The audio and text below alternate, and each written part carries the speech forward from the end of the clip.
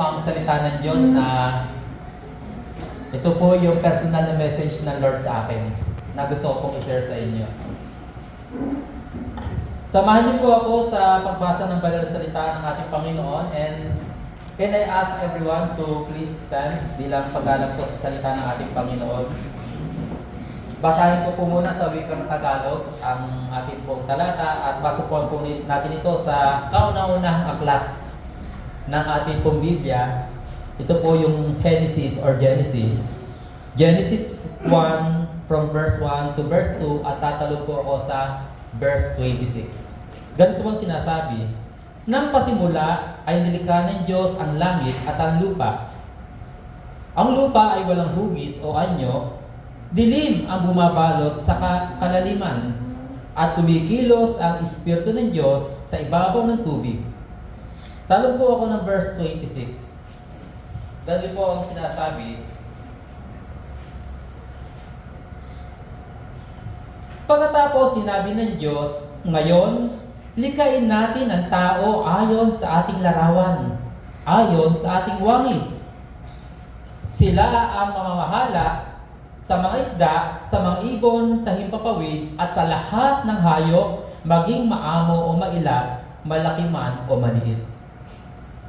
Buksan din po natin ang ating mga Biblia sa sulat po ni Apostol Pablo sa mga taga-Kolosas. Sa Colossus 2, from verse 1 to verse 4. At ganito po ang sinasabi, nais kong malaman ninyo ngayon na gayon na lamang ang pagsisikap ko para sa inyo. Gayon din para sa mga taga-Laodicea at sa lahat ng hindi pa nakakakita sa akin ng personal. Ginagawa ko ito upang palakasin ang kanilang loob at upang mabuklod sila sa pag-ibig. Sa gayon, mararanasan nila ang ganap na pagpapala ng tunay na pagkaunawa at pagkaalam tungkol sa hiwaga ng Diyos na walang iba kundi si Kristo. Sa pamagitan niya nahayag ang lahat ng nakatagong kayamanan ng karunungan at kaalaman ng Diyos. Sinasabi ko ito upang hindi kayo mailigaw ninuman sa magitan ng mga mapang-akit na pananalita. Purihin ang Panginoon sa kanyang mga salita. Saglit po tayo manalangin, Panginoon, itago mo po ang iyong abang lingkod sa likuran ng iyong krus. Ikaw po nawa ang makita, mahayag. Habang ang iyong likod, Panginoon, ay patuloy na magpailalim at pasakop sa iyong kalooban. Ito ang aking dalangin sa pangalan ni Jesus. Amen.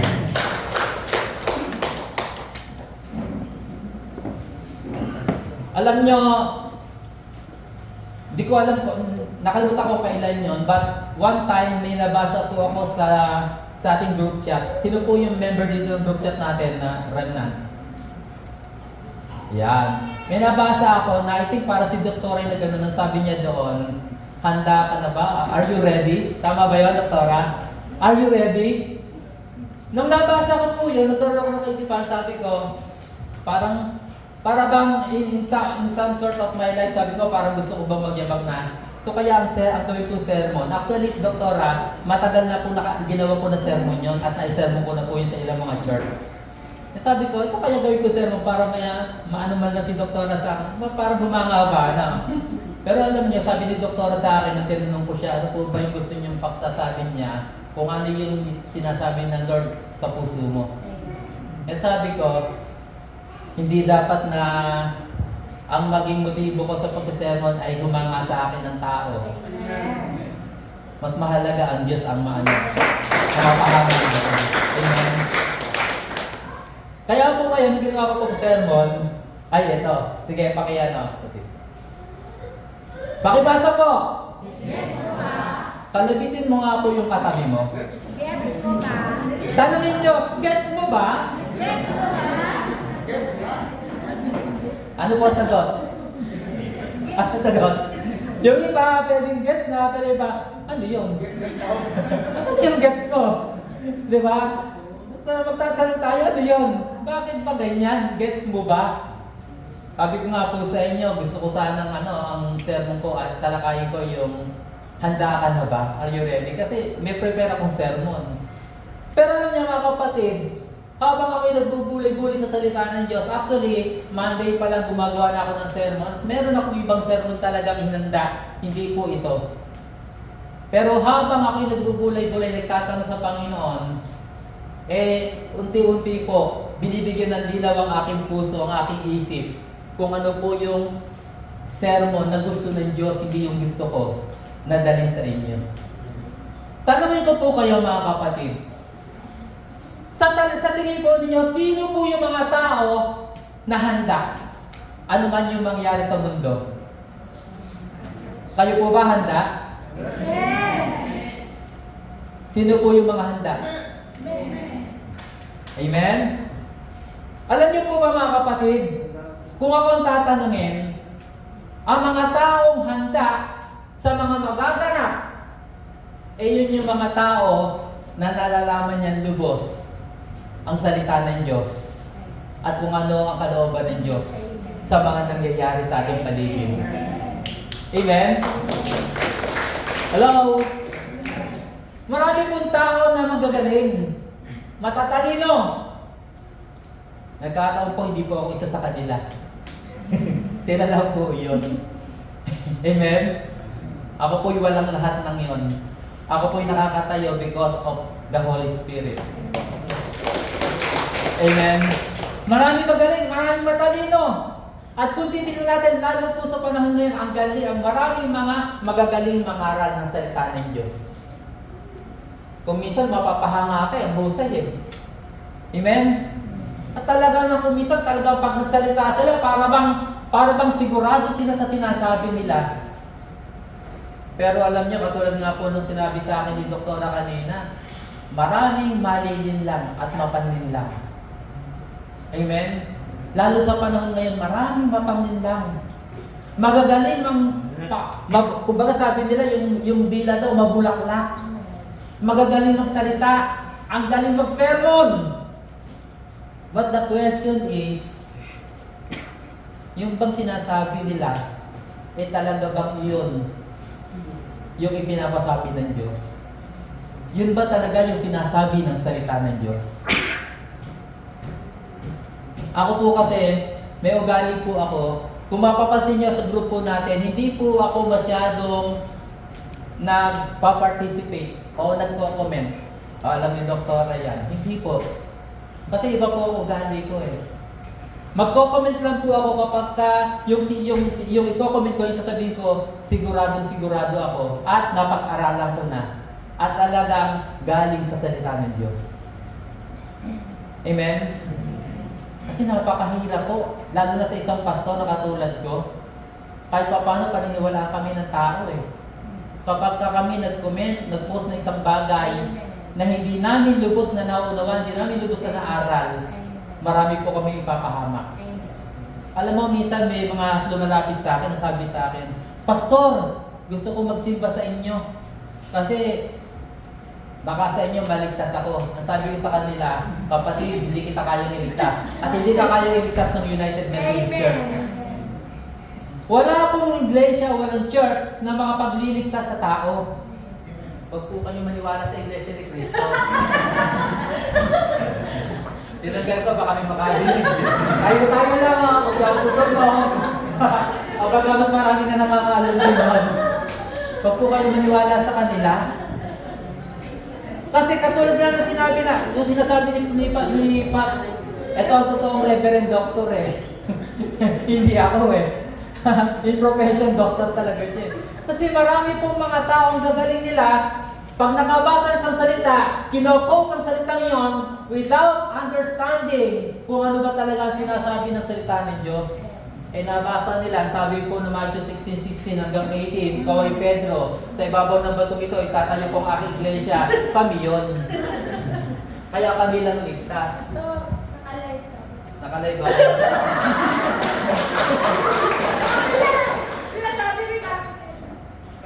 Reverend Doctor.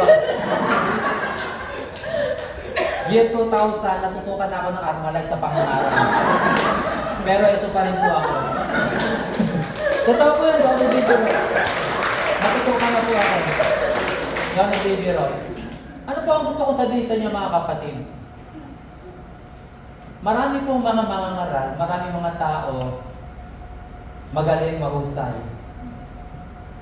Ba't ang problema? Ini-interpret nila ang salita ng Diyos base sa kanilang sariling kagustuhan Amen. na papabor sa kanilang Amen. paniniwala. Amen. Amen?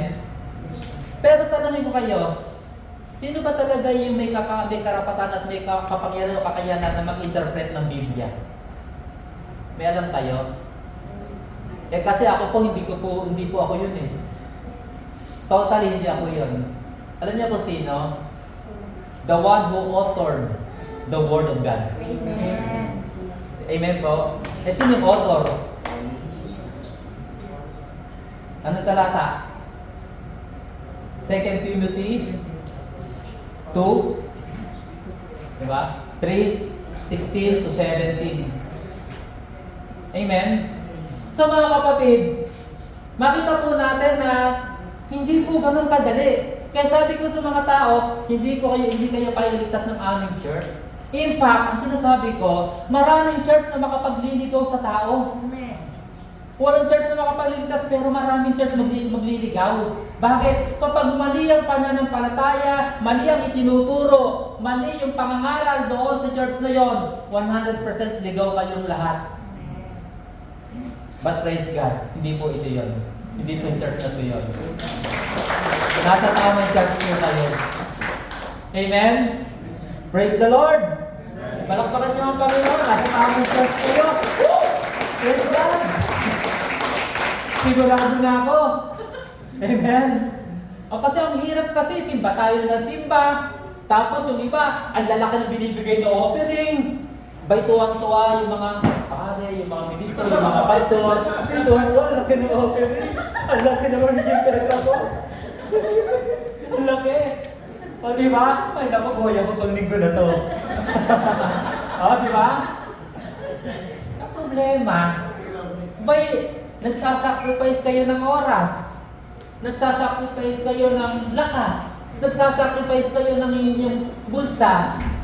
Tapos bandang huli, pag namatay kayo, sabihin niyo, ah, Panginoon, miyembro ako ng ganitong church. Oy, ang laki ko magbigay, Lord. Ang laki, Lord. Ay, Lord, pumupunta ako lagi sa church, sumasamba ako, Lord. Tapos sabihin ng Lord sa'yo, sino ka? Who you? Hello, who you? O, diba? Gusto niyo yun? Gets mo ba? Gets niya? Diba? Ang tanong, mga kapatid, sino lugi? Tayo. Diba? Ang lugi, hindi naman kami mga pastor eh. Nakikinabang nga kami sa inyo eh. Biruin nyo, pagka natuwa kayo sa sermon namin, naglalove gift yung mga miyembro. Pagka kinabaya kami, merong, wow, teka muna, may palaman. Amen? Kaya yung iba tuloy, gusto na magpastor eh. Diba? Pero alam niyo po, naiingit ako din sa ganung pastor. Kasi parang hindi ako yun eh. Sana all. Sana all. Kaya alam ni Doktora yung aking buhay eh. Amen? So mga kapatid, dapat po malinaw po sa atin ang lahat na nagaganap. At dapat gets natin. Lahat ng nadidinig natin, tinuturo sa atin, ginagawa natin, inaaral natin, nababasa natin, dapat gets natin. Para hindi tayo ligaw. Amen? Yung mga lalaki, maraming lalaki magaling manligaw. Pero kapag ka naging sila na, inililigaw na yung babae. Tama ba ako? Gets niyo? Ha? Gets niyo? Ha? Wala rito yun. Alam niyo, praise the Lord, ako hanga kay Sir Rene, kay Pastor Rene. Ang gwapo. Nasa kanya lahat eh. Baka man niya, maibiyerno ako. Ang gwapo, matangkad, may sinasabi sa buhay. Pero isa lang ang kanyang naging babae sa buhay. Simula nung siya nag-asawa. Gets niya? Mga boys, gets niyo ba? Baka hindi pa rin. Baka magpaliko-liko pa kayo. Amen? Sige, punta na nga tayo dun sa introduction pa lang yun. Sige. Ewan ko lang kung makakarelate kayo, pero I'm sure makakarelate kayong lahat. Multimedia disease. Kanina pinag-uusapan namin ni Doktora yan. Ang daming naloloko sa mga post-post na yan, sa kung ano-ano na yan. Napakadami. Ano pa? Video games. Mga kabataan, makinig kayo. Yan. Ano pa? Antichrist gaming. Alam niyo ba kung ano-ano yon? Sino dito yung mahilig mag-game sa ano? Internet. Alam niyo ba ano yon? Ito yon. Sino nagdodota? Alam niyo, nang ako po kasi very particular ako sa praise and worship team. Binabantayan ko ang pautin ko kung may naglalaro ng Dota. At kapag may nalalaman ako pautin na naglalaro ng Dota, di rin ang umpisa mo, DA. Amen?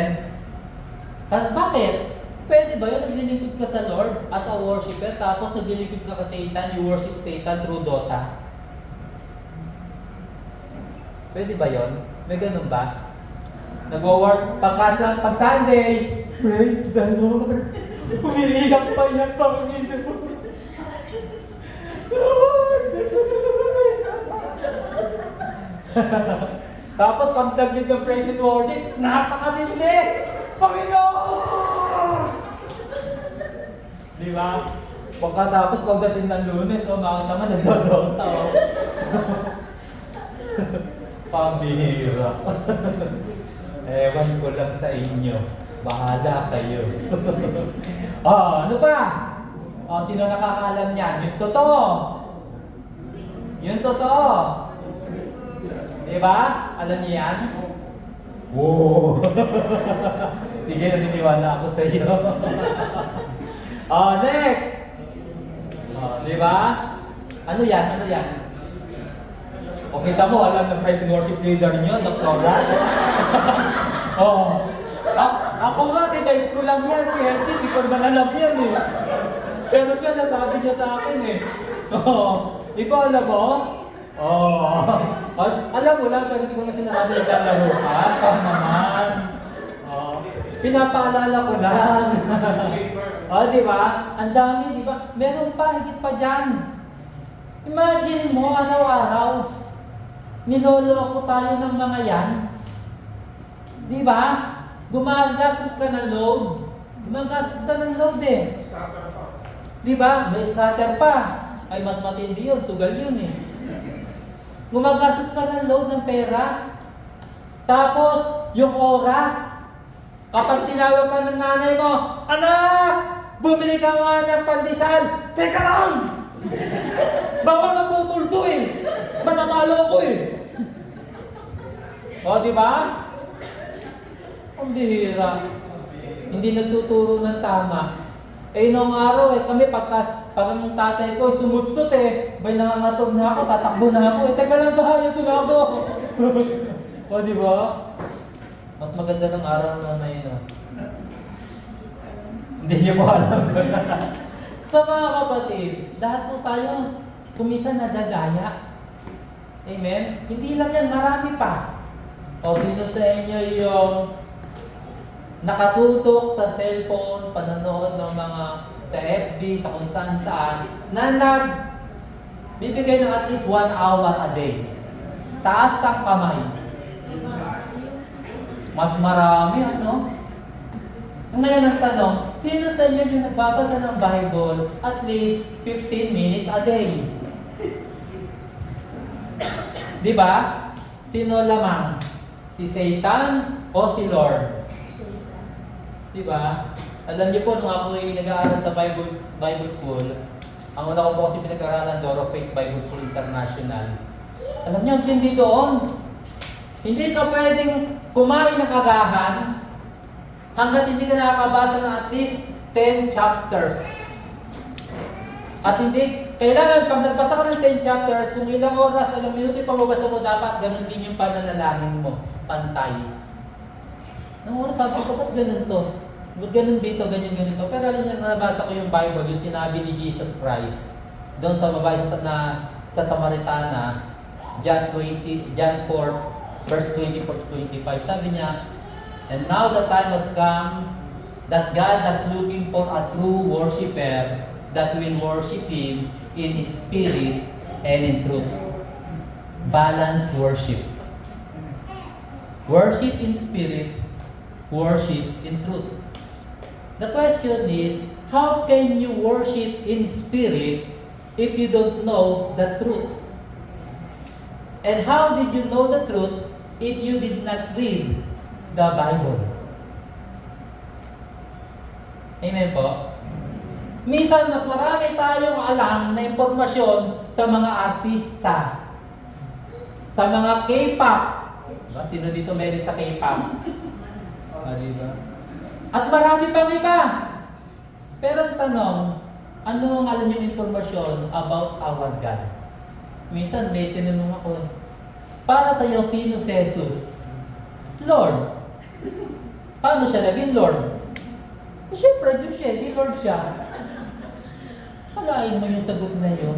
Pwede bang maging Lord si Jesus nang walang dahilan? Amen? Kayo po ba sa tingin niyo, paano naging Lord si Jesus? Paano naging Lord si Jesus? Alam niyo kung anong tamang sagot? Masusumpungan niyo rin po sa Bible. Huwag po sa sarili ko. Philippians 2. Bagamat siya'y Diyos, hindi niya inaarali kanyang sarili kapantay ng Diyos, kundi bagkos, lubad niya kanyang pagka-Diyos, doon kanyang alipin, at in shortatin natin, sumunod hanggang kamatayan sa Diyos, at sa krus, kaya siya pinarangalan at binigyan ng pangalan na higit sa pangalan, na ang lahat ng tao ay yuyuko sa Kanya at sasabihin siya'y Panginoon. How did Jesus become Lord? Obedience to the will of the Father. Amen? Obedience to the will of the Father. Amen po? Gets nyo? Gets pala. Praise the Lord. Hindi ako nahihirapan kausapin kayo kasi gets nyo. Amen? Praise God. Eto pa. Sabi dito, ang buong mundo ay... Ano sabi? Ang buong mundo ay... Nang ano?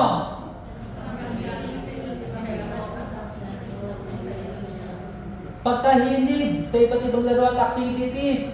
Ang buhay natin madalas nakatutok sa FB. Nakatutok sa ganyan, nakatutok sa ganito. Kaya mas madalas, mas mahal pa natin si cellphone kaysa sa asawa natin.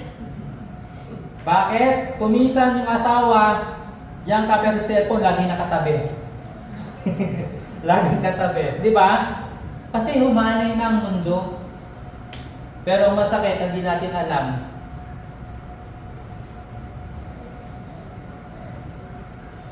Ano sabi po? Malugod na nagagamit at ginagamit ni Satanas ang lahat ng iyan para tayo'y iligaw at ilayo doon sa napakagandang plano ng Diyos sa buhay natin. Amen? Maraming pagkakataon mga kapatid, nagpe-pray tayo. Minsan may nagsabi sa akin, Pastor, ba't gano'n? Nagpe-pray naman ako. Pero bakit? Nangyari sa akin to. Merong isang kapatid na sabi niya, nagtayo daw siya ng business at pinag-pray niya daw mabuti yung business na yun. Excited daw siya na sinimulan. Pero nagulat siya na bankrupt siyang mabilis kasi naloko siya. Kaya sabi niya, Pastor, ba't gano'n? Kristiyano naman ako, nagpe-pray naman ako eh. Ang sabi ko sa kanya, yung bang pinag-pray mo sigurado ka na yun ang kalooban ng Diyos. Yung bang ginawa mong desisyon, sigurado ka yan yung pinapagawa ng Diyos sa'yo. Yun yung nais at kalooban ng Diyos sa'yo. Hello? Sa palagay nyo, mga kapatid, kapag ba ang ginawa nyo kalooban ng Diyos, mapapahama kayo. And linaw po ng Jeremiah 29 verse 11, For I know the plans I have for you, says the Lord, plans to prosper you and not to harm you, to give you hope and imagine niyo, ganda ng plano. Tapos umapagta ka, nangyayari sa iyo, naghihirap ka, nahihirapan ka, nasasaktan ka, nagkakasakit ka, o maraming bagay pa nagkakaroon sa'yo na hindi kalugod-lugod, hindi maganda. Why? Nagpe-pray ka? Yes! Lahat naman ng tao nagpe-pray eh. Pero ang tanong, yung bang pinagpe-pray mo, yung ba yung kalooban ng Diyos na ipag-pray mo? And sabi ng Bible, we don't know how to pray. Ang linaw po ng Biblia dyan, we don't know how to pray, sabi niya. Kaya nung may nagtanong sa akin, Pastor, paano ka nagpe-pray? Simple lang. Ang ginagawa ko, bago ako mag-pray, I pray. Sabi niya, Pastor, ano yun? Nagigila rin yan ah. Hindi, magkaiba yun. Kasi bago ko ipag-pray isang bagay, halimbawa, may nagpa-pray sa akin, naghihingalo. Yung ibang mga pastor, in Jesus' name, gumaling ka. In Jesus' name, I will bring you back to life. In Jesus' name. Tapos namatay. Ano ibig sabihin? Ibig sabihin nun, hindi effective yung pastor? Mali. Ang ibig sabihin nun, hindi mo alam yung pinag-pray mo. Kaya ako, bago ako mag-pray, I pray. Tanong ko, Lord, Holy Spirit, ano ba ang kalooban mo sa taong ito bago ipag-pray? Baka mami, ang kalooban ng Diyos sa taong ito, kung ito taso, pinag-pray ko, ito. Tapos na nangyari, ito, sabihin, Pastor, iba pinag-pray mo, iba nangyari sa akin eh. Hello? Gets niya? Gets niya? O, kung gets niyo, ano dapat niyo nang gawin sa susunod? Eh, si Jesus nga eh. Hindi siya gumagawa ng isang bagay na hindi kalooban ng Ama. Amen? Minsan meron pumusap sa akin, mga pilosofo ba, ng mga pastor, sabi sa akin, alam mo ba si Jesus nagsinungaling? Sabi ko, ha? Talaga ba? Tapos sabi sa akin, oo. Sabi ko, saan mo nakita sa Bible yan? May pinakita siyang talata sa Marcos, nakalimutan ko lang, sabi niya. Tinanong si Jesus ng kanyang mga alagad kasi may pista sa bayan. Sabi ng mga alagad, pupunta po ba tayo doon, guro? Sabi ni Jesus, hindi ako pupunta. Hindi ako paroroon. Pagkatapos, after how many hours, nagpunta yung mga alagad, nagulat sila si Jesus na hando na una pa sa kanila. Hello? Ang tanong, nagsinungaling ba si Jesus na? Sa palagay niyo? The answer is no. Kasi nung tinanong nila si Jesus Christ, hindi pa naman nakakapag-pray si Jesus noon eh. Kasi may oras siya ng pananalangin eh. Amen? Eh nung na-pray si Jesus, o syempre, sabi ng Holy Spirit, sabi ng Father, punta ka doon, may ministry kang gagawin doon. So kahit ayaw niya, wala siyang magagawa, pupunta siya. Walang iniwan niya doon sa harden of yung Gethsemane na sinabi niya, kung maaari, lumagpas sa akin ang sarong ito. Bilang tao, bilang siya, ayaw niya rin maranasan ng paghihirap. Pero nasabi niya, but not my will. Amen? Tapos tayo, pag nag-pray tayo, ginigit natin sa Lord, Lord, ito ang gusto kong mangyari sa akin. Lord, i-bless mo to. I-bless mo to, Lord. Pinipilit natin ng Diyos na i-bless yung natin, yung gusto natin mangyari. Tapos pag hindi i-bless ng Diyos, sasabihin natin, Lord, ba't ganyan ko? Hello? Gets niya? Gets niya pala. Praise the Lord. Amen. Okay. The Bible warns us about Satan's tactics. Kilala niyo po ba si Jesus? Eh, tanong, si Satan ba kilala niyo? Sabi nung iba sa akin, nung tinanong ko, Hoy, Pastor ah! Ano ka ba? Mabisahin ko na. Alam niyo mga kapatid, you cannot defeat Satan unless you know him. Amen? Naalala ko si Pacquiao, noong huling laban niya na siya ay nanalo, merong isang sports advocate na nag-interview sa kanya. Sabi sa kanya, ano yung naging sikreto mo? Sabi ni Pacquiao, araw-araw pinapanood ko yung laban niya. Inaaral ko yung galaw niya. Inaaral ko yung kanyang mga pamamaraan. Tinitingnan ko yung weak point niya at yung strength niya. Sabi ko, nung nabasa ko yun, tama yung si Pacquiao. Amen? You cannot defeat your enemy without knowing Him. And the good news is, ipinakilala siya sa atin ng Biblia. Tingnan nyo sabi ng Biblia, basahin nyo. Ano sabi doon?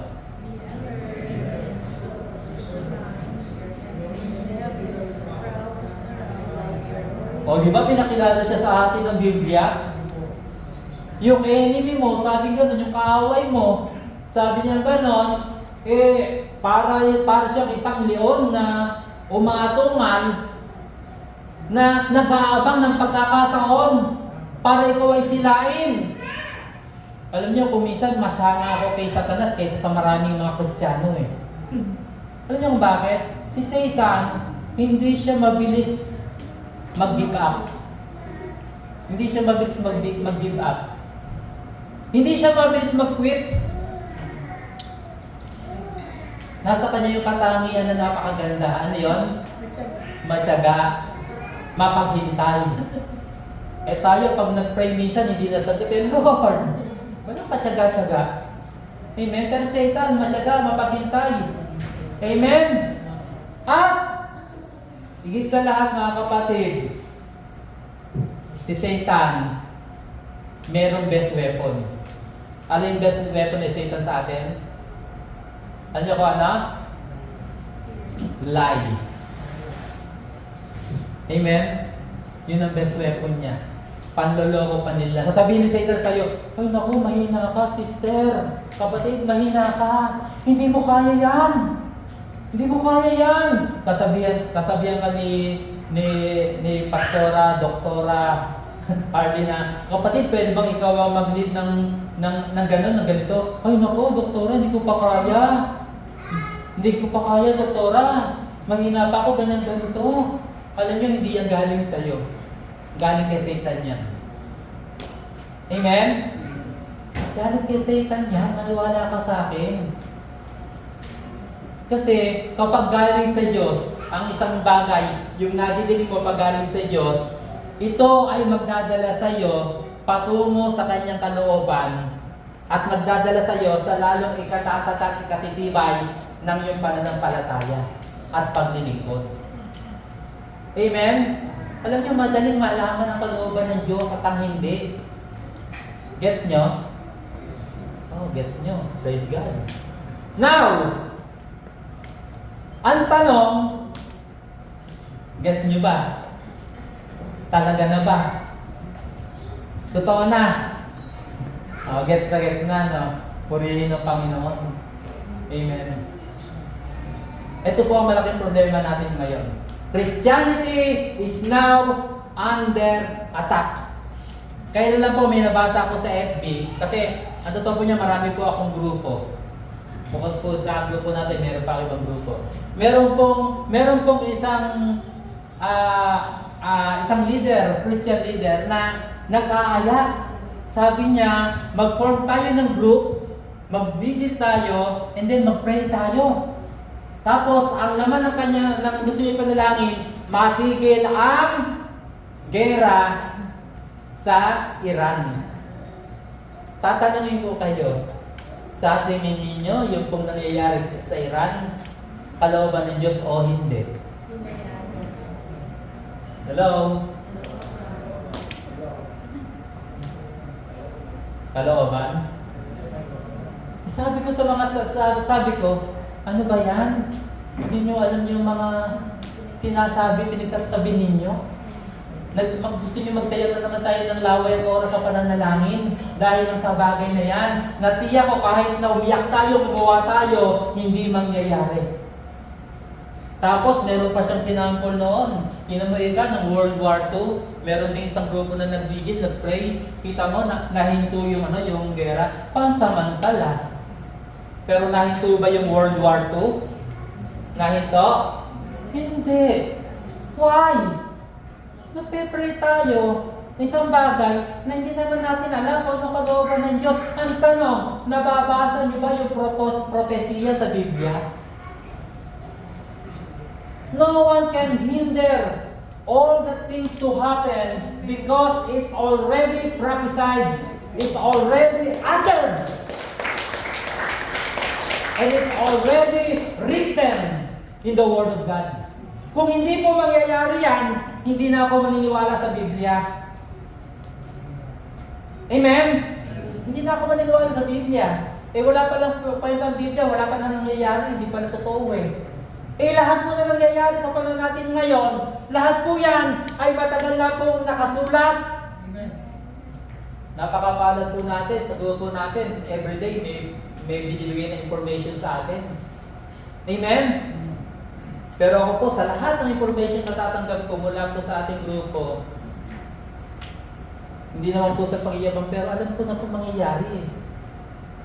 Halimbawa po anong panahon ng COVID. Alam niyo po ba, hindi pa pumapasok sa Pilipinas ang COVID. Napapanood ko pa lang po na nangyayari doon sa Yuan, China, bigla may bumabagsak na tao na mamatay. Kagad-agad may pressure sa akin na maganda kasi mangyayari sa buong mundo yan. Hello? Kaya a week before pumasok si COVID, nagpipreach ako, sabi ko sa congregation ko, this pandemic disease na mag-e-enter sa Pilipinas, this will be the greatest test of our faith. Hello? O di ba nangyari? Ang daming church na na-test, ang daming church na nagsara. Pero ako po, hindi nagsara church ko. Tinuloy-tuloy ko. At lahat halos ng miyembro ko hindi nagpa-vaccine, sumunod sa akin. Hindi ko man sinasabi pag na-vaccine ka kasi ang Diyos naman ay mabuti. No? Magsisi ka lang, tumalikod ka lang sa mali mong naging desisyon, magdesisyon ka sumunod sa Panginoon, manalig sa Kanya, maglikod sa Kanya, sumamba sa Kanya, abay pawi na yung ginawa nating maling desisyon. Ganun kabuti ang Diyos. Diba? Hindi ko kasama rin ka, unang 1, unang 9. Ano sabi doon? Kung tayo'y tapat, nahihingi ng kapatawaran sa ating Panginoon sa Kanya, siya rin ay tapat, at ay patatawarin, at hindi lang basta patatawarin, ang sabi niya, lilinisin niya tayo. Amen? Kaya yung mga nabakti ng mga tao na nagsisi at lumapit sa Panginoon at ngayon naglilingkod sa Panginoon, wala na yon sa ugat niyo, malinis na kayo, sabi ng Biblia. Amen? Hello! Get nyo. Diba? Hindi po ako hindi po ako nabigla. Naging ready po ako. Kaya alam niyo po, ang sarap ng buhay ko noon. Pili ko nga kumisan, parang hinahanap-hanap ko gusto ko mabalik Alam niyo kung bakit? Imagine ninyo, kami lang yung gagala-gala sa kalsada, sarap maggala. Kaya po ako, ang totoo po mga kapatid, ang bigat po ng karanasan ko noon. Hindi pa kami magkakilala ni Doc niyan nung time na yon. Amen? Kasi sa lahat po ng Methodist workers, we have more than 200 workers. Bulacan lang po yan. Kasi sa Bulacan, we have 100 plus local churches, established church. Pero pa po yung mga mission church namin. Ang dami. Kami lang po ng asawa ko at si Pastor Erwin ang walang vaccine. Ang kagandahan ko Pastor Erwin kasi nasa 700 club siya, kasama niya sila Alex Tinsay.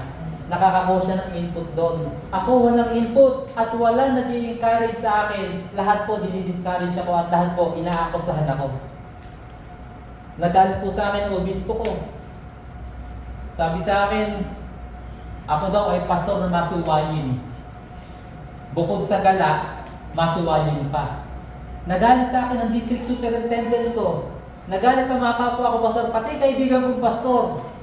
Pinagsasabihin ako, ang tigas kasi ng ulo mo.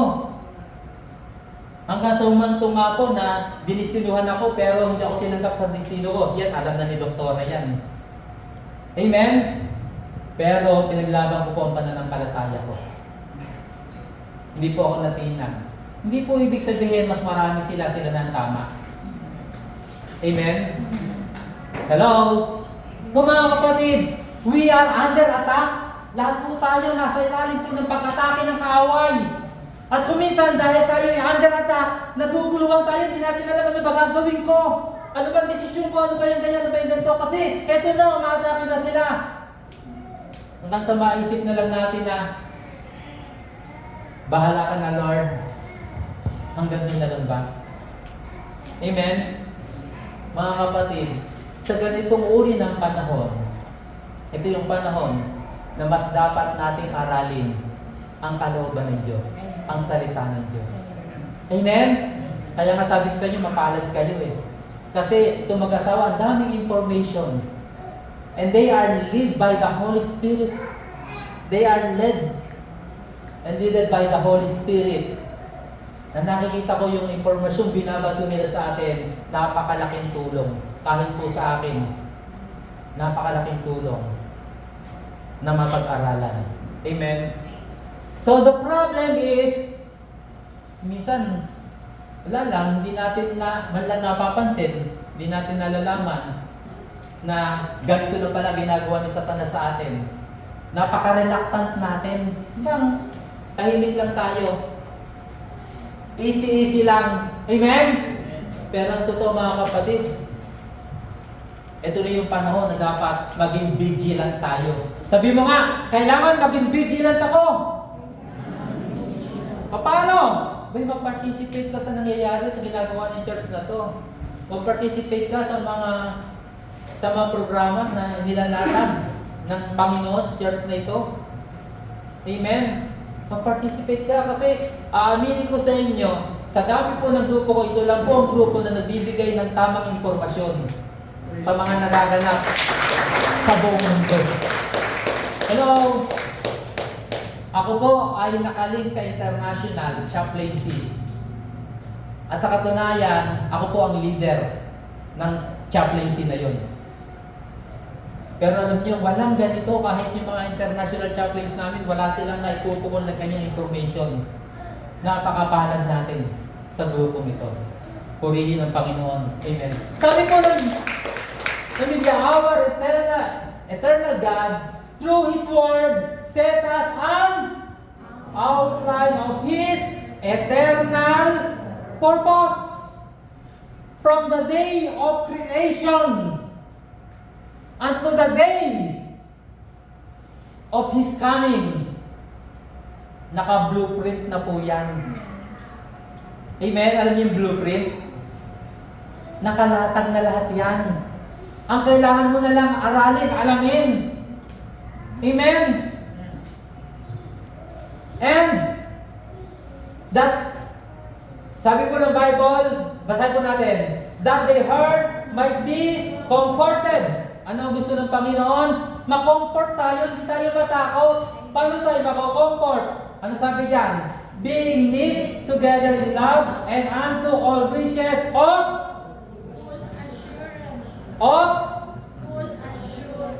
understanding to the knowledge of the mystery of God.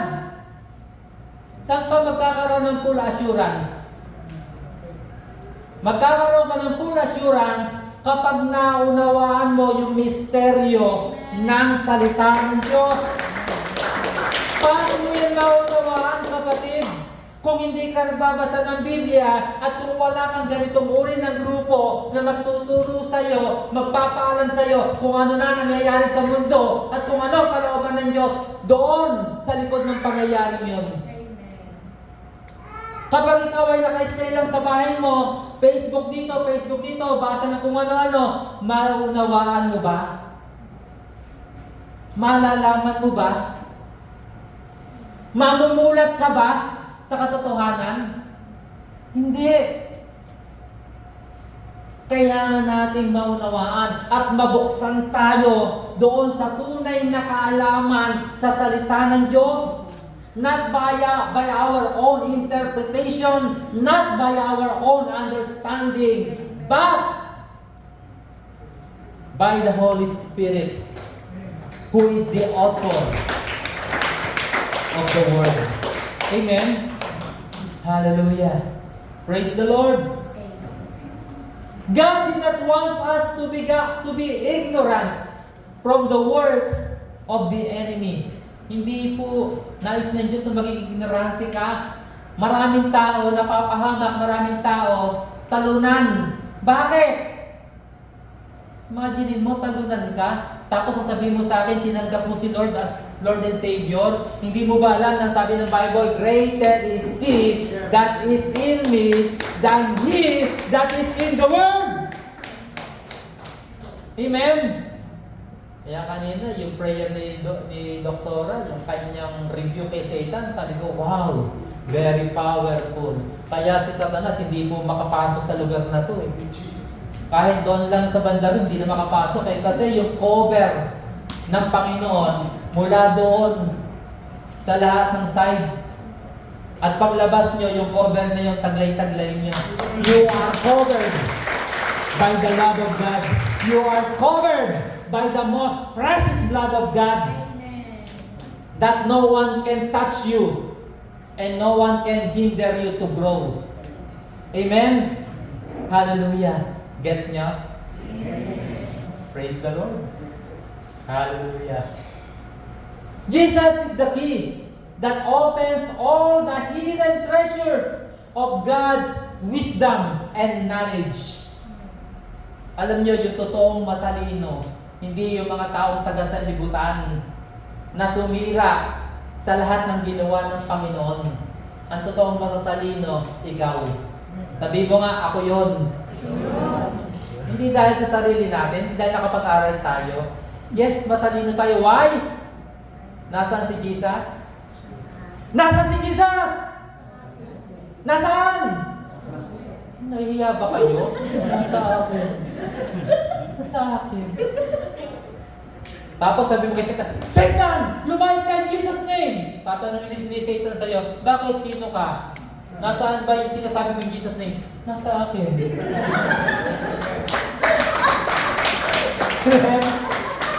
Sabi ni Satan sa'yo, wow!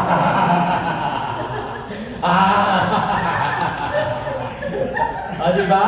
Pagtatawanan ka. Imagine mo, the name above all name, tapos parang hiya-hiya ka, sabi, nasa akin. Diba? The most powerful name.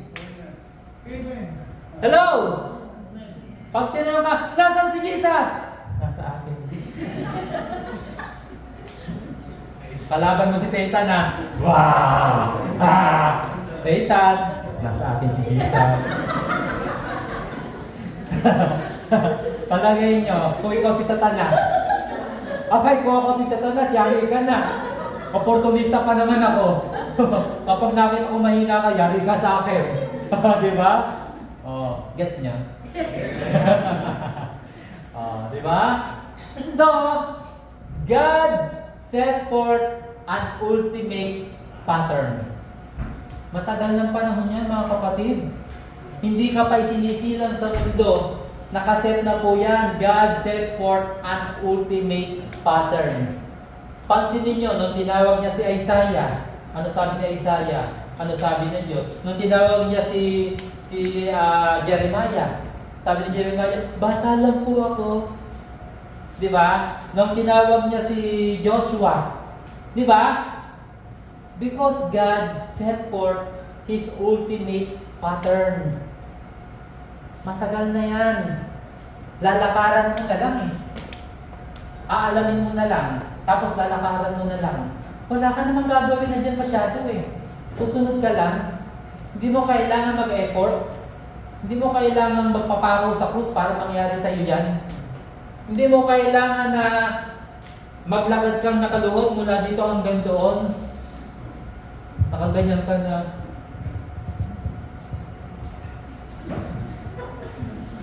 O diba? Hindi mo na kailangan yan. Wala po sa Biblia yan. That is not biblical.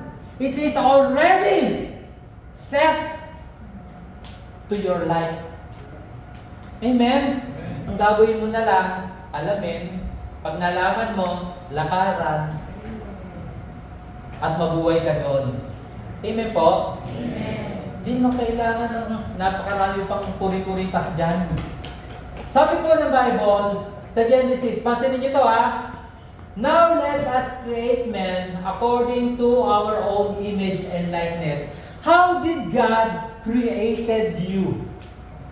How did God created you? Paano? Ano sabi ng Bible? How did God created us? Yung pong langit at lupa, yung araw, bituin lahat, mga hayop, ang sabi niya, let there be. And there was. Amen? Pero tayo, paano tayo nilikha? Katulad din ba ng mga bagay-bagay na yan, na let there be, tapos bigla tayong lumitaw? Hello? Ganun ba? Paano tayo nilikha? Nadumihan ang kamay ng Diyos. Kasi kumuha siya ng putik, pinormahan niya, katulad ng kanyang forma, ng kanyang wangis, hiningahan niya ng hininga sa ilong, hininga ng buhay, that is the Spirit of God that is within us. At ang tao ay naging kaluluwang buhay. Amen? At nilikha niya tayo according to His own image and likeness. Tapos magpapatalo ka basta-basta kay Satan. Si Satan hindi naman nilikhang ganyan ng Diyos Basta na lang siya nilikhang ganun Actually hindi siya nilikhang Satan, nilikha siya as Lucifer, light bearer, isang magaling na worshiper sa langit. Amen? Pero hindi siya nilikhang katulad natin. Masikip tayo kaysa sa mga anghel. In fact, ang anghel, tagapaglingkod lang natin. That is according to the Bible. Minsan may pagkataon, pag ako ay nasa panahon ng deliverance at nagdi-deliver, inuutusan ko ang angel, sasabihin ko, angel of the Lord, tie him up in Jesus' name. Makikita mo yung ganyan siya, Totoo yan, walang biro yan. Amen? Hello? Gets nyo? Good. So, ganun kalikha ng Diyos, kapatid. Huwag mong lang tao lang ako. Kaya ako nagkakabalik kasi tao lang ako. Sapagkat kami ay tao lamang. Di ba? May kantang ganyan, di ba? Kapatid, huwag niyo sabihin, tao lang ako. Yes, tao ka. Wala naman sabing hayop ka Meron ba? Patalastas lang naalala ko lang. Minsan may lumapit sa akin, sabi sa akin, yan naman pinapaniwalaan niyo yung Bible, tao lang sumulat yan Alam niyo kung nasagot ko? Tama ka, tao lang. Kaya lang tatanungin kita, halimbawa ba yung Bible ipinasulat ng Diyos sa baboy? Babasahin mo? Hello? Gets niyo? Gets niyo yung point ko? Gets niyo yung point? Kung ang Bible ba pinasulat sa aso, babasahin mo? In the first place, you cannot understand. Amen? Kaya tao lang talaga susunod niyan kasi tao babasa niyan. Hello? Kaya lang, nasabi ng Bible, hindi basta tao. They are led by the Holy Spirit. Amen? Wait, may tanong po ako. Sino pinapalakpakan nyo? Lord. Pag ako pinalakpakan nyo, okay lang sa akin yung ganito lang. Pero kay Lord, dapat hindi lang ganyan. Isa pa! Yes! Amen! Praise the Lord! Di ba? Yan na, yan ang gumana. Mukha mong nalobat na ako. Yan. Pakiano na lang, tulungan ako. Ayun Ayan. One of the vital clues. Ay, sorry. Kita nyo? Sabi ko sa inyo, low-tech ako Kasi kayo high-tech. Low-tech. Kaya, kasi meron pong pointer na ganito pero hindi ganito. Meron po kaya lang nasira. Kasi ayoko pong nisisermo na, oy, paki-next. Pangit, nakakano. So, one of the vital clues to a correct interpretation of the Bible is to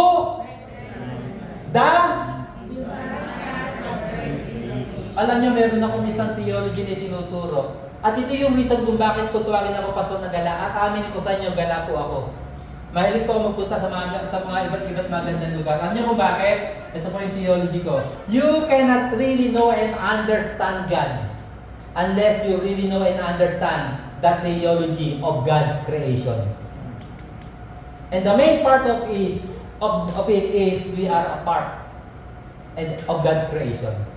So unless we understand the theology of God's creation, the divine pattern in God's creation, you cannot understand Tataka ka bakit nagkakagera? Sabi nung iba, di ba ang Diyos ay Diyos ng pag-ibig? Bakit kalooban ba ng Diyos yung patayan? Eh kung sabihin ko sa inyo na oo, sabihin niyo bula ang pastor ka. Tatanungin kayo saan sa Bible na sinabi ng Biblia na hindi kalooban ng Diyos ang patayan? At saan sa Bible na sinabi ng Biblia na maaaring kalooban ng Diyos ang patayan? Tanungin kayo, bakit naalis sa pagkahari si Solomon? Si Hari Solomon, ba't naalis sa pagkahari? Ba't tinanggal ng Diyos? Nabasa niyo yung account nun? Inutusan siya ng Diyos na lipulin lahat ng kaaway. Di ba?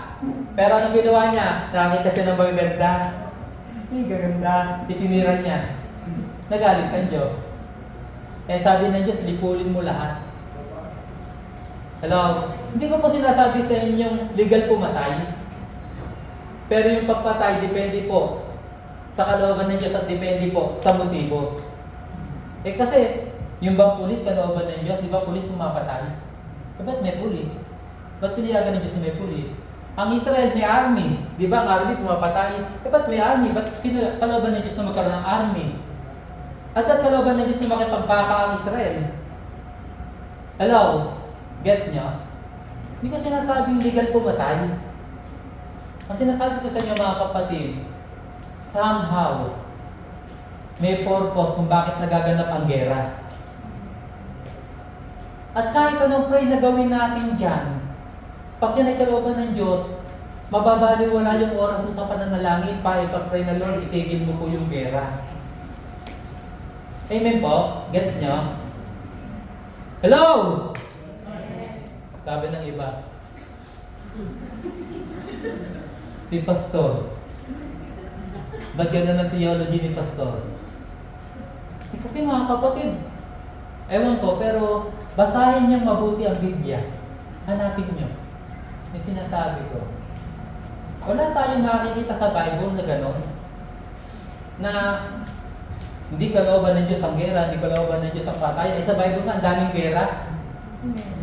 Sa Bible, ang daming ang patayan eh. Amen? Hello? Sabi ng Bible, huwag kang papatay. Ang tinutukoy doon, eh yung motibo mo sa puso at yung paano mo yung galit, yung hatred ng puso mo. Kasi sa panahon natin ngayon, yung tignan mo lang masama ang kapwa mo, pumatay ka na eh. Mas mabigat po ang batas ngayon. Sa Old Testament, literal. Ngayon, tingnan mo lang na masama, pumatay ka na eh. Hello? Naintindihan nyo? Gets nyo? Yes. Amen po? Amen. So, all substance of creation are based on God's divine personality. Kapag di po natin alam yung divine personality of God, mapapahamak po tayo. Amen? Sabi ng iba, Kristiyano pa naman to. Kung makapanaway ng kapo, ganun na lang. Hello? Sabi ko doon sa isang miyembro ko, eh ba't si Jesus? Sabi niya kay Pedro, Satanas! Lumagay ka sa likod ko. O, di ba? Hello?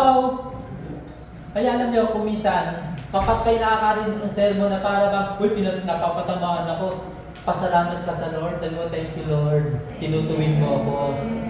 Amen? Lord, salamat, mahal ako ni Doktora. Kasi tinutuwid niya ako. Alam niyo, kung wala pong pagmamahal ang tao sa inyo at kung walang concern o care, ano pa kailan ko sa iyo? Bahala ka sa buhay mo. Di ba? Kaysa makipag-away ako sa iyo, bahala ka sa buhay mo. Ba't papakailaman kita? Hindi naman kita kaano-ano. Pero dahil tinutuwid ka, may pagmamahal sa iyo yun, may concern sa iyo. Amen po? Yes, no? Amen? Di ba, anong sinabi ni Apostol Pablo? Para daw po tayo ay magkaisa sa pag-ibig. Eh, paano tayo magkakaisa sa pag-ibig kung iba-iba tayo ng pananaw? Iba-iba tayo ng iniisip, iba-iba tayo ng sinasabi. Amen? So, kailangan isa lang. Praise the Lord. The Bible stated that all creation were good and beautiful. Lahat po ng nilikha ng Diyos maganda, mabuti, ang sabi ng Biblia. Pero sa panahon natin ngayon, sinira na ni Satanas. Eh, yan naman ang trabaho niya eh. Lahat ng magandang ginawa ng Diyos, pinapapangit niya. Para tayo mga tao, magduda sa Diyos. Amen? Okay, second, God set forth an ultimate design. Alam niyo mga kapatid, isa yan sa napakatinding pinangahawakan namin sa Bible School na dahilan kung bakit may tunay na Diyos. Tingnan niyo kung bakit. Ang sabi ng science, tingnan niyo, kaninong theory to? Big Bang Theory. Nagkabanggaan daw yung mga ano sa langit, tapos naghiwalay, nag-form ng mga pero ang tanong, bakit yung na-form ay parang napaka-perfect at nagkaroon ng buhay? So yung Big Bang Theory, wala na. Di ba? Hindi niya na kayang labanan to kasi yung ultimate design dito sa mundo, pumunta ka sa iba't ibang lugar, ang gaganda. Sino gumawa nun? Sino nagdisenyo nun? Yung mga bundok, sino nag-create nun? Sino nagdisenyo nun? Yun yung ultimate design. Na kapag nakita mo kaya ako kung saan ako pupunta at doon ako lumago. Kasi nakita ko how good, how powerful, and how beautiful our God is. Amen? Alam nyo sa altar namin, may mga bulaklak. Ang sabi ng iba, kulto daw kami. Bakit daw may bulaklak yung altar namin? Alam nyo po ibig sabihin sa UMC nun? It represents the beautiful creation of God. Amen po?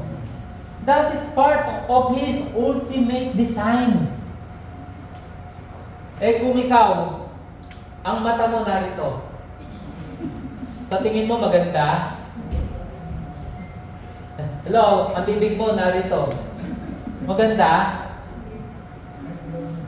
We are part of God's ultimate design that created in His own image and likeness. Kaya pinapakita natin sa ating buhay bilang tao at yung ating mundo, pinapakita doon how beautiful, how powerful, and how good our God is. Amen? Bilisan ko na po.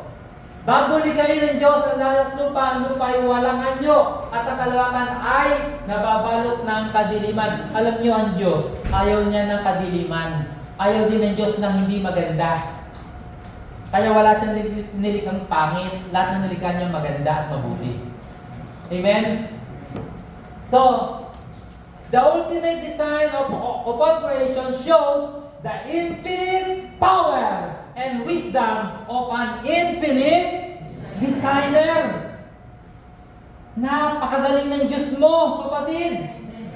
Napakagaling ng Diyos mo na lumikha sa'yo para lang ganun kadaling iwanan mo siya, pabayaan mo siya, i-neglect mo siya, at baliwalain mo siya. Amen? Hindi dapat. And third, God set forth an ultimate plans and purpose for our life. Kanina nga, binagit natin Jeremiah 29:11 eh. Di ba? So, nag-set na siya. Matagal ng panahon, nakaset na yan. Hindi pa tayo sinisilang. Ang sabi niya kay Jeremiah, hindi ko pa sinisilang. Nasa bahay bata ka pa lang ng nanay mo. Alam ko na kung ano magiging ano ka. Nakaset ka na. Amen? And from the day of creation up to the fall of man, God set forth a glimpse of information. Sabihin nyo nga, a glimpse of information. Ako, masasabi ko, hindi lang a glimpse of information meron kayo. Nasa tamang charts kayo eh. Ang daming impormasyon yung binabato sa inyo eh. Kami nga sa grupo ng Remnant, nababahagi na ng information na yun eh. Amen po?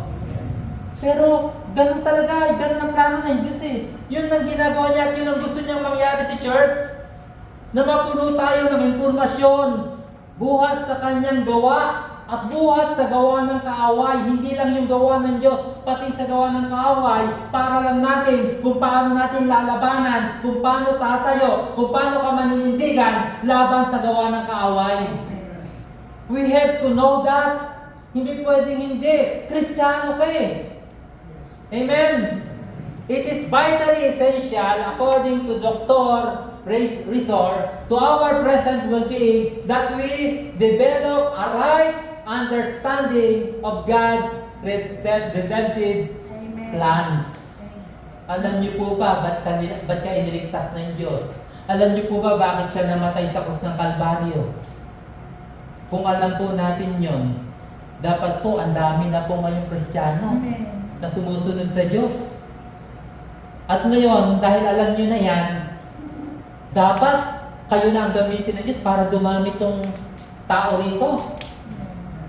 Amen? Part of His redemptive plan to us ay yung maging ahente tayo ng kaligtasan para sa iba. Natanggap mo ng libre. Ibigay mo ng libre sa iba. Ialok mo ng libre. Amen?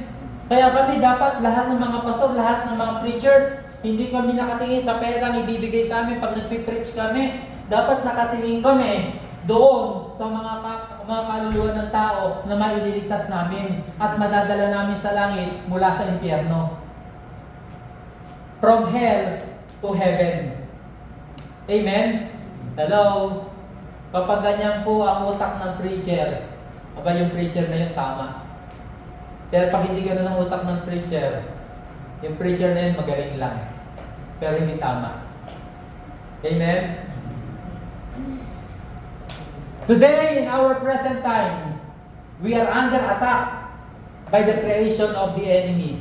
Lahat po ng nakikita nyo doon sa ating grupo at lahat ng napapansin ninyo, nagaganap yan because of Satan. At ang totoo, yan na talaga ang gagamitin sa Satanas sa atin. Yan na tayo sisilain. Amen? Ang hilig natin sa multimedia, sabi ni Satan, sige, I will use it for you. Amen? Kuha niya? Gets niya? Hindi ko naman sinabing bawal. Minsan nakakatulong din. Pero dapat control. At dapat mas malaking porsyento pa rin yung sa Diyos. Amen? And all of God's beautiful creation were turned into distraction that leads us into confusion. Maraming tao, confused eh. Bakit nagkakagara? Ba't binabayagan ng Diyos ng gera? Ba't nagkakaroon ng distraction? Ganito. Hindi po dapat tayo kasama doon. Dapat, alam natin at handa tayo sa anumang nagaganap. Panatag tayo. Bakit? Kasi sigurado tayo na anuman ang mangyari dito sa mundo, ligtas tayo. Amen? God will spare us sa lahat ng magaganap dito sa mundo. Amen po? Yan po yung kasiguraduhan natin sa Diyos. Kaya akong takot eh. Magkagihira ka ba? Magkagutom ka ba? Dumating ba yung zombie? Alam niyo nabasa ko yung sinasabi ng zombie. Totoo yun. Hindi pa man niya sinasabi, matagal na naiisip ko na yan na pwedeng mangyari. Nung simula na nakapanood ako ng zombie, naisip ko na pwedeng gamitin ni Satanas. Yung zombie apocalypse na yan sa mundo. Hindi natin alam kung talaga mangyari o anuman, pero ang isang bagay ang alam ko, handa ako. Amen? Handa ako. At hindi lang ako, handa tayong lahat kung ano man ang mangyayari. Get niyo? Kaya sa huli mga kapatid, everything change according to Satan's plan. Dapat handa ka dyan. Alam mo yan. Huwag mong katakutan yan. Kailangan mangyayari yan kasi kung di mangyayari yan, paano darating ang rapture? Amen. Paano mo maranasan yung pangako ng Diyos? Amen. Amen? Amen. Kailangan mo nang mangyari yan. Sabi ng Bible, kailangan mo nang mangyari ang lahat ng yan. At kapag nangyari yan, darating na siya para tayo sunduin at hanguin. Amen! Hanguin sa kahirapang magaganap. Sa kahirapang magaganap. Marami nagtatalo, kailan ba ang rapture? It is before tribulation, after tribulation, or what? Mga kapatid, the Bible is very clear. Hindi papayag ng Diyos na danasan natin yung tribulation na yan. Before that tribulation, darating siya para iligtas tayo. Amen? Para iligtas tayo. Huwag niyong paniwalaan yung iba. Biblia paniwalaan niyo kasi Biblia nagsabi niyan, hindi ako. Amen? Hello? Ang tanong, mga kapatid, gets niyo na ba? Sure kayo? Gets niyo na? Amen? Mga kapatid, tandaan natin, ako natutuwa sa Panginoon kasi naging part ako ng buhay nila, Doktore. Maraming bagay yung mas natutunan ko pa. Hindi ko sinasabi kasi porket graduate ako ng Doropate Bible School International, graduate ako ng International School of Ministry, tapos nag-aral pa ako sa paral na Metodista. Hindi porket ganun eh, alam ko na ang lahat. Hindi porket ganun eh, para bang, no. Natutuwa ako sa Panginoon sapagkat nagkaroon ako ng ganitong grupo na mas nagbibigay sa akin ng dagdag kaalaman at nagpapatibay sa mga bagay na naaral ko sa Biblia. Na nakikita kong personal kung ano nagaganap sa ating mundo. Hindi po ito yung panahon na dapat kang matakot, kapatid. Hindi rin ito yung panahon na dapat kang huminto. Ito yung panahon na dapat lalo tayong lumapit sa Diyos. Ito yung panahon na dapat lalo tayong mag-aral ng salita ng Diyos. At ito yung panahon na dapat lalo tayong tumatag sa pananampalataya sapagkat ang sabi ng Bible, ang magtiis hanggang wakas ang siyang maniligtas. Purihin ang Panginoon sa araw na ito. Purihin ang banal na Espiritu sa buhay ng bawat isa sa atin. And let's give God the highest glory and honor in our life. In Jesus' name. Amen! Hallelujah! Praise the Lord!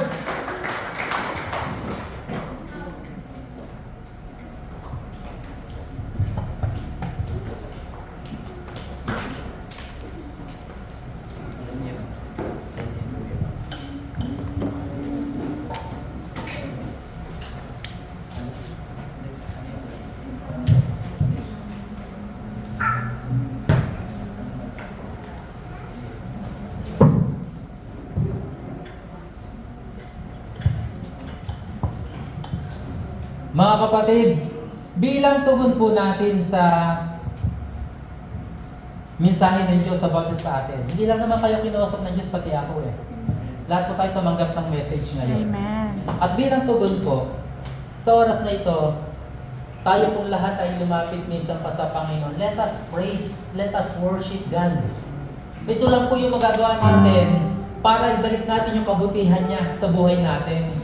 Alam niyo po ba na yung pagpupuri at pagsamba ay paraan ng tao para maibalik sa Diyos yung pinakamabuti at pinakadakilang ginawa niya sa buhay natin? Ano po ang sabi ng Bible sa atin? Noong sinakiusap niya si Eva at si Adan, sabi niya, I will give you authority. Binigyan niya ng kapangyarihan at kapamahalaan ng tao. For what? Para ano? Para pamahalaan. Para pamahalaan ang lahat ng kanyang nilikha. At hindi lang yun. Para ano? For us to experience and to appreciate God's creation. Alam niyo ba yung word na appreciate? That is worship. Because worship is an appreciation to the greatness of God in our life. So sa oras na ito, let us worship God. Sama-sama nating sambahin ang Diyos. Sama-sama nating ibigay yung best natin sa Kanya. Ay, hello! Excited ba kayo? Ako excited ako eh. Kasi dito lang sa komunikasyon na ito, naranasan ko dito eh. Pamilit ko tayo sa Methodist, may praise and worship kami, pero hindi ganito. Hindi ganito. Dito lang, naranasan ko dito. Amen! Hallelujah! So let us worship God! Hallelujah! Oh, we worship you, oh God. Hallelujah! We magnify your name, Lord Jesus. We lift your name on high, oh God. Hallelujah! We exalt you, oh God. Hallelujah! Oh, we serenade you, Holy Spirit. Hallelujah! Oh, hallelujah!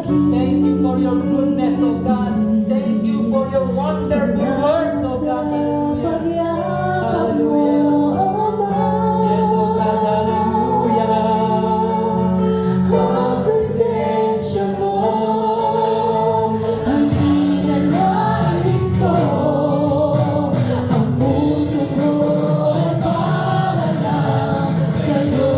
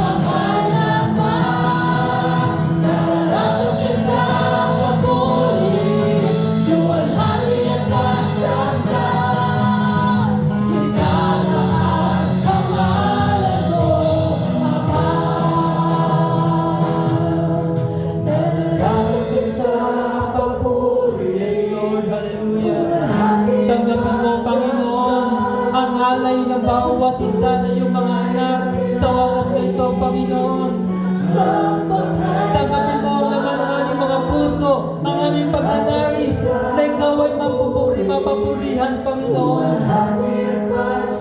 Tanggapin mo, Panginoon, ang pagsamba ng iyong bayan, O Diyos. Hallelujah. Hallelujah. Yes, Lord. Nararapat ka sa papuri, luwalhati at pagsamba. Sa'yo lang nararapat yan, Panginoon. Oh, Jesus. Napakabuti mo sa amin, Panginoon. Napakadakila mo, O Diyos. Hallelujah. Oh, Jesus. Holy Spirit. Itataas ang ngalan mo. Hallelujah. Isa pa. Nararapat ka sa papuri, O Lord. Hallelujah. Oh, Jesus. Hallelujah.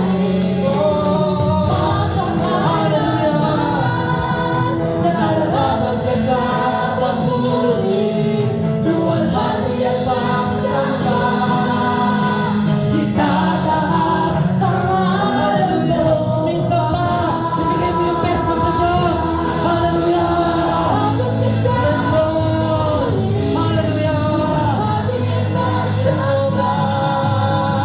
Jesus, ika'y nakilain, mapakailanman. Nararapat ka sa papuri, luwalhati at pagsamba. Itataas ang ngalan mo. Itataas ang ngalan mo, Ama. Itaas ang ngalan mo, Ama. Isa pa. Itataas ang ngalan mo.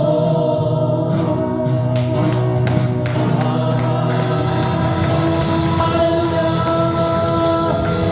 Hallelujah! Let's shout! Hallelujah! Hallelujah! Praise your name, O God! Hallelujah, Jesus! You are good, O God, in our life. You are wonderful, O God! Hallelujah! Thank you, our Jehovah! Our Jehovah Rapha! Our Jehovah Jireh! Our Jehovah Tsidkenu! Our Jehovah Elohi! Our Jehovah Nissi! Hallelujah! Hallelujah! Hallelujah! Yes, Lord! Hallelujah! Panginoon, salamat po. Hindi pa po sapat, Panginoon, ang lahat ng ito. Kung ikukumpara namin kung gaano kakabuti sa amin, Panginoon. Dumaan ang napakaraming pagsubok sa buhay namin. Hanggang ngayon dumadaan. Maraming nagaganap sa aming paligid. Maraming mga viruses na kumakalat. Pero Panginoon, ang mga lingkod mo, ang mga anak mo sa lugar na ito, iniingatan mo, O Diyos. Pinagpapala mo. Pinapalakas mo. Hallelujah! You are good, O God. You are good. Hallelujah! We thank you, Lord. We thank you, Lord. Hallelujah. We thank you, Jesus. We thank you, Holy Spirit. Sabihin nga natin, thank you, Holy Spirit. Amen.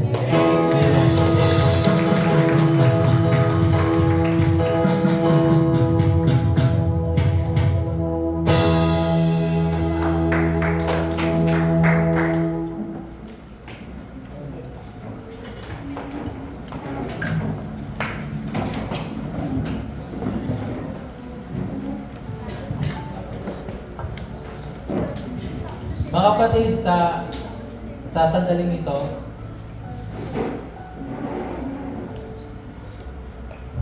patuloy po tayo magsama-sama and let us fellowship with our Lord Jesus Christ. Sa tuwing ating pong kakanin ang tinapay na sumisimbolo sa katawan ng ating Panginoon, tayo po ay nakikisa sa ating Panginoon sa kanyang naging paghihirap, kamatayan, at sa kanyang matagumpay na muling pagkabuhay. mula sa krus. At sa tuwing iniinom natin ang saro na sumisimbolo sa banal na dugo ng ating Panginoon, nakikisalo po tayo sa kanyang mamanahin Amen. na buhay na walang hanggan. Amen. At nararanasan na tatanggap natin ang kapatawaran at ang kalinisan sa lahat ng ating mga nagawang kasalanan at sa lahat ng gawa ng kaaway sa ating buhay. Tandaan natin at patuloy nating alalahanin na noong panahon ng ating Panginoon Kristo, bago po siya hulihin upang patayin, siya kasama ng kanyang mga alagad ay pumapasok sa isang silid. At sa kanyang pagpasok sa silid ng ating Panginoon Kristo ay dumadampot ng tinapay, pinagpuputol-putol, at nananalangin na sinasabi sa kanyang mga alagad, ito ang aking katawan, kainin ninyo sa pag-alaala sa atin. Gayun din naman, siya ay dumadampot ng sarap matapos may pagpasalamat, kanyang binabahagi sa kanyang mga alagad na sinasabi, ito ang dugo, ang bagong tipan, na siya maglilinis sa ating mga kasalanan. Alalahanin natin na minsan si Jesus ay namatay para sa atin upang tayo hindi na mamatay Amen. at magtamo ng buhay na walang hanggan. Ang tinapay na sumisimbolo sa katawan ng ating Panginoon na ngayon ay inyong tatanggapin.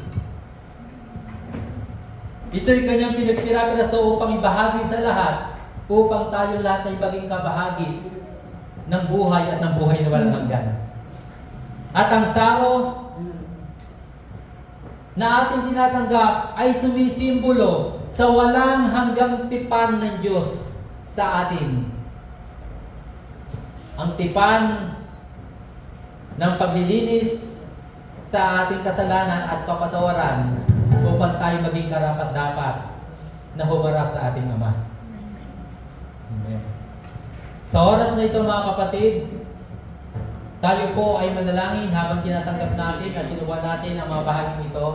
Dakilang Diyos, narito kami, nagkakaisa, nagsama-sama, upang tanggapin, Panginoon, ang tinapay na sumisimbolo sa iyong katawan at ang dugo, ang katas ng ubas na sumisimbolo sa iyong dugo. Kalakip ng aming panalangin na ito, Panginoon, ay bigyan mong bisa sa aming mga lupang katawan upang kami ay magkaroon ng pag-asa sa iyo, Panginoon, sa buhay na walang hanggan. At patuloy, Panginoon, na umakay sa amin upang sundin namin at ganapin namin ang iyong kalooban habang kami ay narito sa lupa. Salamat po, Panginoon, sa iyong kabutihan at patuloy mo kami, Panginoon, na pinagkakalooban ng pagkakataon na makiisa, Panginoon, sa iyong dakilang gawa dito sa lupa. Sa pangalan ni Jesus. Amen. Mga kapatid, sabay-sabay natin tanggapin ang tinapay na sumisimbolo sa katawan ng ating Panginoon. Patuloy nating alalahanin at pasalamatan ng ating Panginoon sapagkat minsan ibinigay niya ang kanyang sarili para sa atin. Gayun din, tanggapin natin ang saro na sumisimbolo sa kanyang dugo at patuloy nating tanggapin at kilalanin si Jesus na nagbubuo ng kanyang dugo upang tayo ay maging karapat-dapat sa Ama.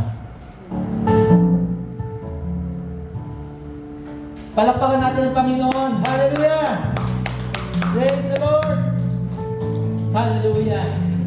Salamat po, Panginoon, sa iyong kabutihan sa amin. Salamat po, binigyan mo kami ng pagkataong makasalo mo minsan pa.